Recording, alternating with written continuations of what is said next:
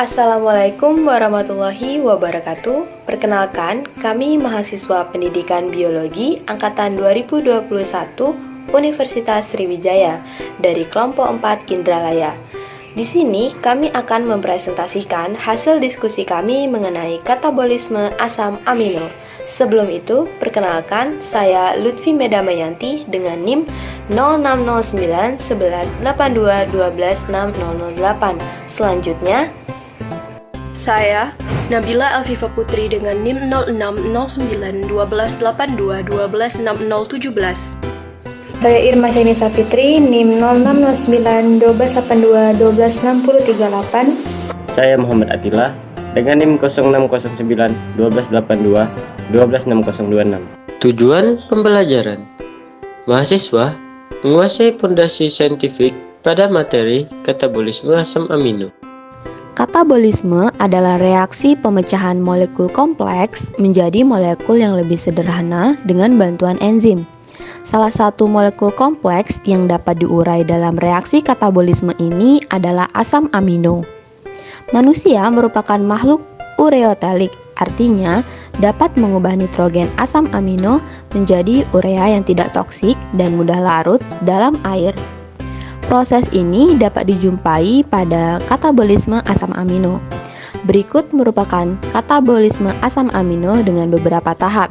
Yang pertama yaitu transaminasi, yang kedua deaminasi oksidatif, dan yang ketiga yaitu dalam katabolisme asam amino, gugus amino akan memasuki siklus urea, sedangkan kerangka karbon akan memasuki siklus Krebs. Tubuh manusia hanya dapat mensintesis setengah dari total asam amino. Salah satu cara untuk memperoleh asam amino yang lainnya yang tidak disintesis oleh tubuh adalah dengan mengkonsumsi bahan makanan yang mengandung asam amino, baik itu berasal dari nabati maupun hewani. Selanjutnya, untuk mengetahui sumber bahan makanan yang dikonsumsi benar adanya mengandung asam amino dan protein, dapat dilakukan suatu uji, yaitu ada uji Biuret, uji ninhidrin, uji Milon, dan uji santroprotein. Prosedur proyek: 1. Pelajari dan pahamilah materi mengenai katabolisme asam amino. 2. Tentukanlah makanan yang mengandung asam amino. 3. Rekamlah makanan tersebut dan rekamlah penjelasan. 4. Edit rekaman tersebut semenarik mungkin. Adapun sampel yang kami gunakan yaitu tahu dan susu.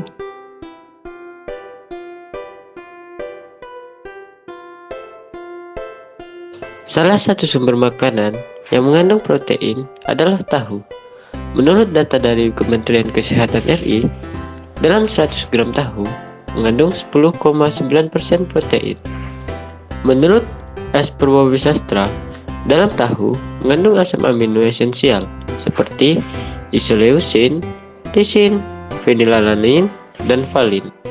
Berdasarkan SNI, kandungan protein yang terdapat di dalam susu sebanyak 100 gram adalah sebesar 3,4 gram protein dan memiliki kandungan kalori sebesar 42 kal. Kandungan protein yang terdapat dalam susu ada dua jenis, yaitu protein kasein dan whey. Whey protein terdapat sebanyak 20% dari total protein susu. Whey protein adalah jenis protein yang lebih mudah diserap oleh tubuh dibandingkan protein kasein. Selain itu, whey protein juga dikenal mempunyai sifat yang anabolik, yaitu whey protein punya fungsi yang lebih baik dalam membangun atau membentuk otot. Hal ini karena whey protein bisa mendukung lonjakan asam amino dalam darah yang diperlukan untuk memulai pencampuran protein dalam otot. Protein kasein. Kandungan protein kasein lebih banyak, yaitu 80%, berbanding terbalik dengan whey protein. Kasein membutuhkan waktu yang lebih lambat untuk bisa dicerna oleh tubuh. Protein kasein juga dikenal sebagai anti-katabolik, yang berarti kasein bisa dimanfaatkan untuk mencegah kerusakan otot. Tidak hanya itu, kasein juga berguna untuk membangun dan memelihara jaringan otot dalam tubuh. Sifat anti-katabolik yang dimiliki oleh protein kasein terjadi karena protein ini dapat menghasilkan amino sepanjang waktu yang berguna untuk mencegah kerusakan otot. Transaminasi. Langkah pertama katabolisme sebagian besar L asam amino setelah mencapai hati adalah pelepasan gugus amino. Pelepasan gugus amino terdiri dari L-asam amino dikatalisa oleh enzim transaminase atau aminotranslase. Gugus amino akan dipindahkan secara enzimatika atom karbon alfa pada alfa-ketoglutarat sehingga dihasilkan asam alfa-keto. Reaksi ini juga menyebabkan aminasi alfa-ketoglutarat membentuk L-glutamat. Adapun tahapan yang kedua adalah deaminasi oksidatif. Dari tahapan transaminasi dihasilkan L-glutamat sebagaimana yang diketahui transaminasi berlangsung di sitoplasma. Selanjutnya, L-glutamat akan dibawa ke mitokondria dan terjadilah deaminasi oksidatif. L-glutamat mengalami deaminasi oksidatif oleh aktivasi L-glutamat dehidrogenase yang memerlukan NAD+ sebagai molekul penerima ekuivalen reduksi. Dari tahapan ini akan dihasilkan asam alfa-keto dan amonium. Siklus urea. Adapun tahapannya, yang pertama, kondensasi deaktivasi NH4+ dan HCO3- membentuk karbomoil fosfat. Selanjutnya, transfer gugus karbomoil dari karbomoil fosfat ke ornitin membentuk strulin. Reaksi ini terjadi di mitokondria dan dikatalis oleh ornitin transkarboimase. AMP kemudian bergeser oleh aspartat. Penggabungan gugus amino dari aspartat ke strulin membentuk arginosuksinat. Pemecahan arginosuksinat menjadi arginin, kemudian menjadi fumarat, perbebasan urea dari arginin, dan membentuk ornitin. Selanjutnya yaitu perhitungan energi. Untuk asam amino kelompok 1 akan berubah menjadi asetoasetil-CoA, kemudian menjadi asetil-CoA, dan dimasukkan ke dalam siklus Krebs atau siklus asam sitrat dengan total ATP yaitu 12. Selanjutnya, asam amino kelompok 2 akan berubah menjadi asetil-CoA dan masuk juga ke dalam siklus asam sitrat dan menghasilkan 12 ATP. Selanjutnya, asam amino kelompok 3 akan berubah menjadi pirufat. Selanjutnya, pirufat akan diubah menjadi asetil-CoA dan menghasilkan atau total ATP-nya 15. Selanjutnya, asam amino kelompok 4 yaitu akan diubah menjadi oksaloasetat dan masuk ke dalam siklus Krebs dan tidak menghasilkan ATP. Selanjutnya, asam amino kelompok 5 akan diubah menjadi fumarat dan fumarat diubah menjadi malat, malat diubah menjadi oksaloasetat dan menghasilkan 3 ATP.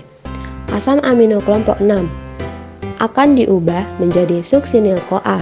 Selanjutnya, suksinil-CoA akan masuk ke dalam siklus Krebs menjadi oksaloasetat dan menghasilkan 6 ATP.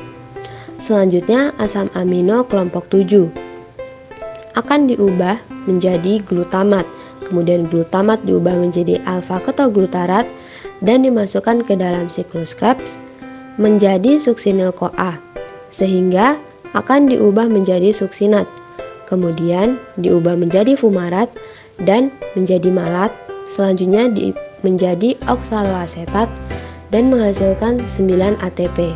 Sehingga total keseluruhan ATP yang dihasilkan yaitu ada 57. Berikut tabel total keseluruhan ATP yang dihasilkan dari 7 kelompok asam amino yang masuk ke dalam siklus Krebs. Kesimpulan, katabolisme adalah reaksi pemecahan asam amino menjadi molekul yang lebih sederhana dengan bantuan enzim. Katabolisme asam amino terdiri dari beberapa tahapan yaitu transaminasi, deaminasi oksidatif, serta dalam katabolisme asam amino, gugus amino akan diolah di siklus urea, sedangkan kerangka karbon akan diolah di siklus Krebs. Salah satu cara untuk memperoleh asam amino yang tidak dapat disintesis tubuh adalah dengan mengkonsumsi makanan yang mengandung asam amino. Banyak makanan yang mengandung asam amino di antaranya, yaitu tahu, susu, dan telur.